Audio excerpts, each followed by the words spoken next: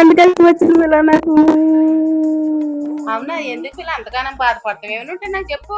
ఏం చెప్పును పిల్ల, 3 లక్షలు పెట్టి డైమండ్ నెక్లెస్ తెచ్చాడు పిల్ల నా కొడుకు మా కోళ్ళకి. అవునా, సరే ఒకసారి రమ్మని చెప్పు.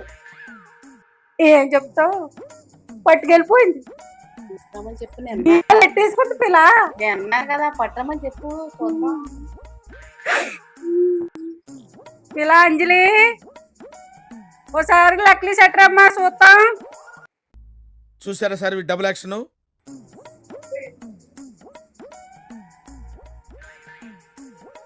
బాగా ఎక్సైట్మెంట్ ఫీల్ అవుతుంది.